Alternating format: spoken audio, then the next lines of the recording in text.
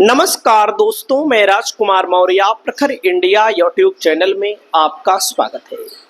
बहुत बड़ी खबर आ चुकी है बिहार की राजनीति से। बिहार के उप मुख्यमंत्री सम्राट चौधरी को लेकर राष्ट्रीय जनता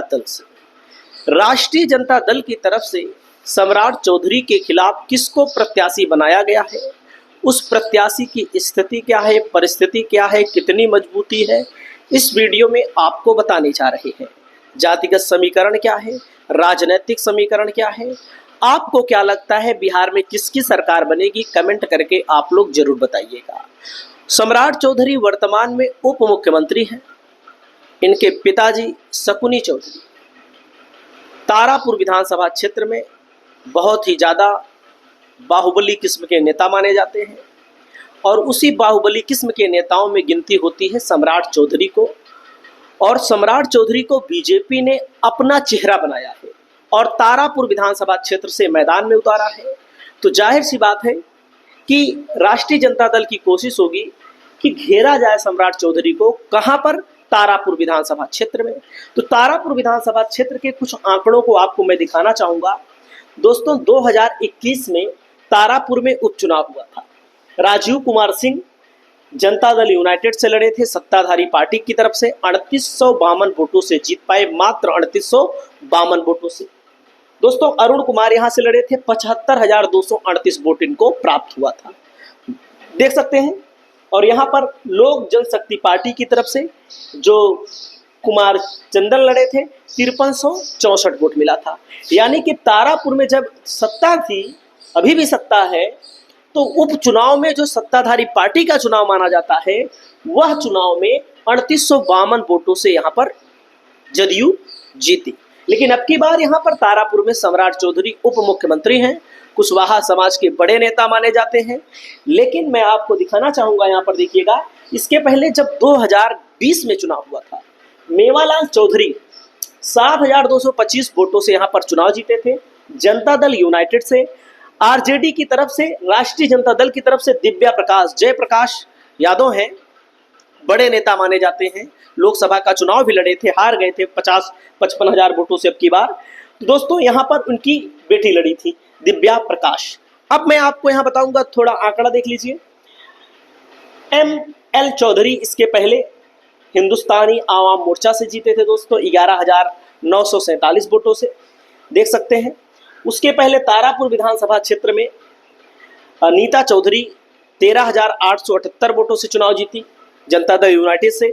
शकुनी चौधरी के से राष्ट्रीय जनता दल से हरा दिया, मतलब शकुनी चौधरी राष्ट्रीय जनता दल के नेता। और ये भी देखिए, जिस राष्ट्रीय जनता दल को, या बहुत सारे नेता ऐसे हैं जो कांग्रेस के ऊपर आरोप लगाते हैं, ये लोग इसी पार्टी से उपजे हुए नेता हैं। तो दोस्तों, यहाँ पर देख सकते हैं, सुनीता शर्मा यहाँ पर लोक जनशक्ति पार्टी से इसके पहले चुनाव जीती थी, ये पुराना आंकड़ा है। अशोक कुमार बीजेपी से चुनाव जीते थे। यहाँ पर राष्ट्रीय जनता दल का खाता कहाँ खुला है, आप लोग देखकर बताइएगा। कांग्रेस 495 वोटों से इसके पहले वाले चुनाव में जीती थी। और यहाँ देख सकते हैं, इसके पहले वाले चुनाव में 820 वोटों से जनता दल चुनाव जीती थी। और उसके पहले अवध बिहारी सिंह कांग्रेस से यहाँ पर चुनाव जीते हैं। दोस्तों, अवध बिहारी सिंह कांग्रेस से जीते हैं।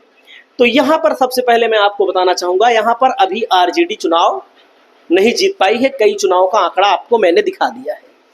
अब यहाँ पर आरजेडी की कोशिश होगी कि चुनाव को जीता जाए।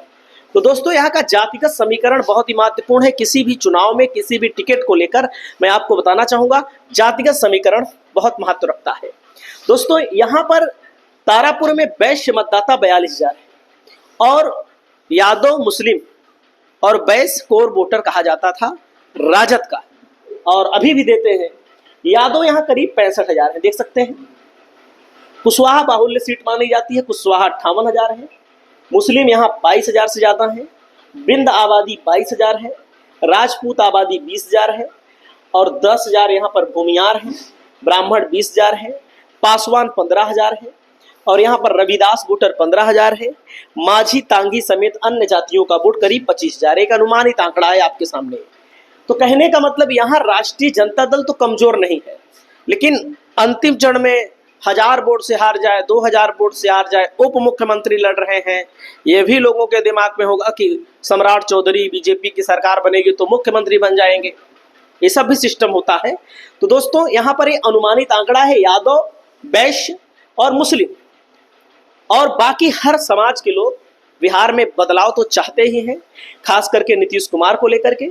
यहाँ पर दोस्तों मैं आपको बताना चाहूंगा, अरुण कुमार शाह को टिकट दे दिया गया है तारापुर विधानसभा से। देख सकते हैं तारापुर विधानसभा से इनका टिकट घोषित हो चुका है। नामांकन आज कर देंगे और नामांकन करने के बाद दोस्तों मैं आपको बताना चाहूंगा, यहाँ पर एक सिस्टम और है, एक पार्टी को और आपको ध्यान देना है। जनसुराज ने सबसे ज्यादा सम्राट चौधरी की पोल खोली। सम्राट चौधरी की पोल कैसी खोली गई है, सोशल मीडिया के माध्यम से भी लगातार यहाँ पर प्रशांत किशोर सम्राट चौधरी को घेर रहे हैं और सम्राट चौधरी के सामने डॉक्टर संतोष सिंह को मैदान में उतारा गया है। जनसुराज पार्टी की तरफ से सम्मानित शिशु रोग विशेषज्ञ, MBBS भागलपुर में मेडिकल कॉलेज, MD है PMCH पटना, गोल्ड मेडल। मतलब कि यहाँ पर प्रचार भी किया जा रहा है, प्रसार भी किया जा रहा है। सच बात, एक बात मैं बताऊंगा, सम्राट चौधरी 7 लोगों की हत्या के अभियुक्त हैं और जो हत्या के अभियुक्त हैं, जैसे कुशवाहा समाज के लोग कहते हैं हमारे नेता हैं, तो कुशवाहा समाज के लोगों को ये जानना चाहिए कि सम्राट चौधरी के ऊपर जो अभियुक्त का आरोप लगाया गया है जनसुराज की पार्टी की तरफ से, किसी अन्य समाज के व्यक्ति को नहीं मारा है इन्होंने, अन्य समाज के हत्या के अभियुक्त नहीं है, कुशवाहा के ही हत्या के अभियुक्त है। याद रखिएगा हमारी बात, जो कुशवाहा गर्व करते हैं वो कुशवाहा अपने ऊपर याद रखें। वोट चाहे जिसको दीजिए, हमसे नहीं मतलब है, लेकिन इसको याद रखना बहुत जरूरी है। ये राजनीति है, राजनीति में फर्जी सर्टिफिकेट बनाकर जेल से छूटे हैं, 7वीं पास लेकिन डायरेक्ट डॉक्टरेट की डिग्री का झूठा दावा है, वित्त मंत्री रहते हुए 70,000 करोड़ का घोटाला है। यहां पर जनसुराज इनके पीछे पड़ चुकी है। देख सकते हैं जनसुराज बार बार कह रही है कि लोगों के पास एक तरफ सम्राट चौधरी है जिनके ऊपर ये सब मामले हैं और एक तरफ डॉक्टर संतोष सिंह है जिनके ऊपर कोई मामला ही नहीं है, ना तो हत्या का मामला है, ना तो जेल जाने का मामला है। तो जाहिर सी बात है, मैं एक बात बताऊंगा, जनता को भी मैं दोषी मानता हूं। मैं जनसुराज की बात छोड़िए, आप कहेंगे जनसुराज का समर्थन कर रहे हो, कोई बात नहीं, अगर अच्छा काम कोई करे तो उसका समर्थन करना चाहिए। तो दोस्तों मैं आपको बताऊंगा कि जनता के सामने वाकई में विकल्प है, चाहे जिसको चुन ले। जिसके ऊपर हत्या का आरोप है, जेल गया है, जेल से छूटा है, फर्जी सर्टिफिकेट को लेकर मामला है, उसको जनता चुनेगी या अरुण कुमार को चुनेगी या डॉक्टर साहब को चुनेगी, ये जनता का निर्णय करना है।